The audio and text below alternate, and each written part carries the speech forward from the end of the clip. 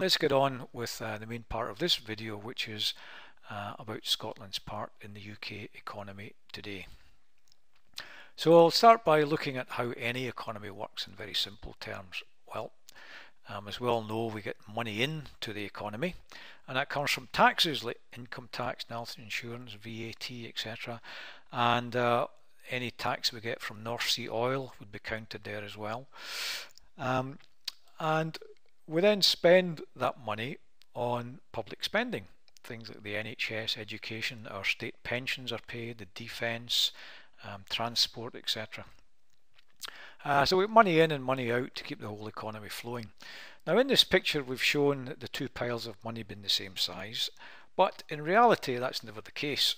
In the UK, as in pretty well every other Western country, the amount of money going out is bigger than the amount of money coming in. So where does that extra money come from? Well, you won't be surprised to hear that we borrow it. It's called government borrowing or government debt, and it's done by issuing bonds that are called gilts. They're issued by the Treasury. And who buys them? Well, people like pension funds, investment funds, etc. Buy these, and they give the money to purchase them to the government, but in return, of course, like any debt, the government's got to pay interest to the people who bought them. So that money comes into the pot, and the whole lot of it goes out in public spending. But there's now one other thing that we need to add, which is that we have to pay some interest on the debt. So out of the total pot we have available, we've got to pay some interest, and clearly the more borrowing we do, the more interest we'll have to pay. So that's the general model which applies in the UK. It would apply in an independent Scotland, that applies in the US, Japan, Germany, anywhere you like to think. That's basically how it works. So let's look at the actual figures in the UK for the year 2011-12. In that year, the total amount of taxes coming into the UK revenue was about 573 billion. We also borrowed a pretty large amount that year, 121 billion pounds, and that added to the tax revenue meant that the total money going out in public spending was getting on for 700 billion pounds across the entire UK. Some of it going to Scotland and some going to the other countries in the UK. So what is Scotland's share of all of that?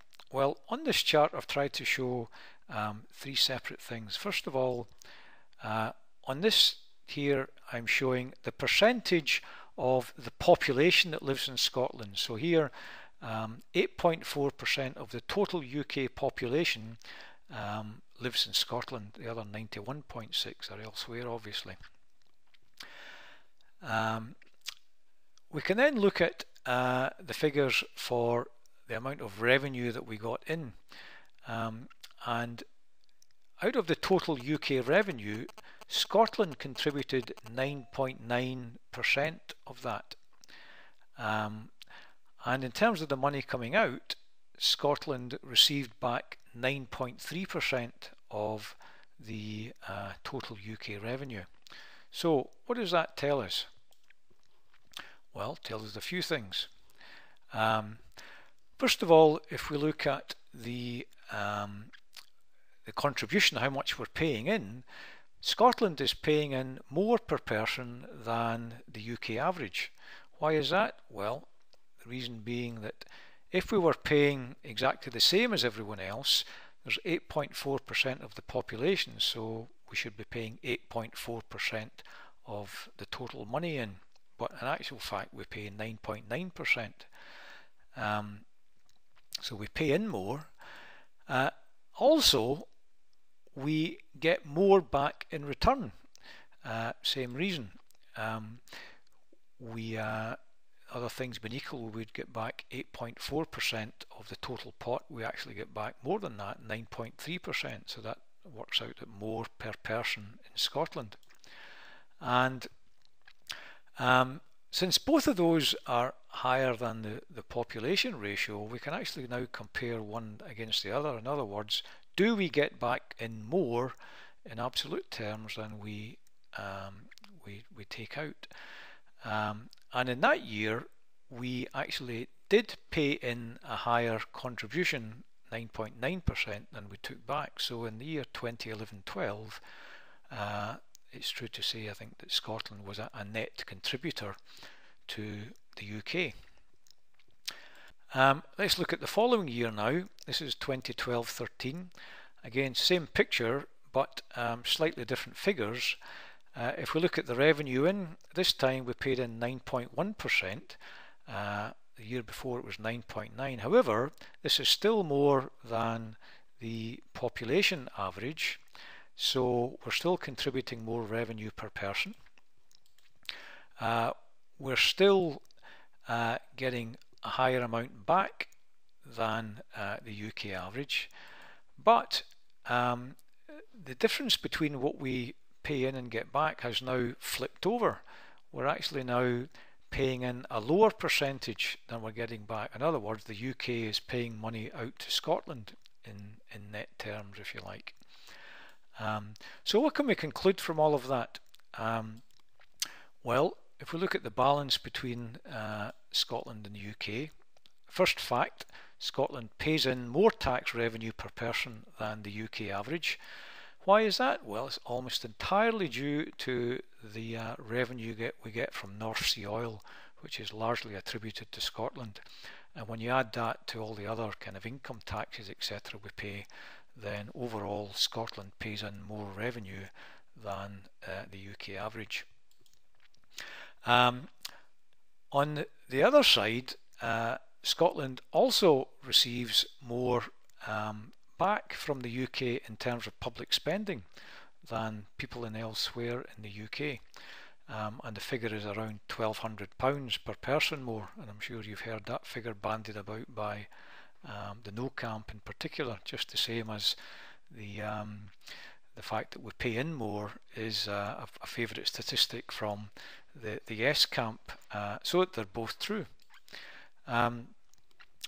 But another thing of interest is to see whether Scotland could actually be described as overall a net contributor to the UK. In other words, is Scotland helping to fund the UK, or is it the other way around? Well, in one of these years, Scotland was paying in more than it got back, and in the other year, the opposite was true. The UK was actually paying Scotland. So I don't think either side can claim that Scotland is a net contributor. Another thing that comes out of these figures that's kind of interesting is our share of the debt. Scotland spends more on its public services than it actually raises in tax revenues, including all the North Sea oil revenues. Even when you include that, Scotland needs to spend another 7.6 billion in 2011-12, and that went up to 12.1 billion extra in 2012-13, over and above all of the money it raises in taxes. Where does that money come from? Well, no surprise to know that it comes out of this pot of government borrowing. And these amounts are the portion of the debt that's borrowed by the UK government, which then gets divided up among the various countries in the UK. So the reason that out of interest Scotland needed to borrow more in the second of these years is almost entirely because the revenues from North Sea oil dropped dramatically by 44%, which took 4.4 billion out of the tax money that came in, which meant that Scotland now had to raise that 4.4 billion through borrowing. And again, when in the TV debate, when I heard Alistair Darling talking about the £5 billion gap in funding due to oil, I think this is what he was talking about. So these are the actual figures that kind of underlie all these little sound bites that the politicians pick out.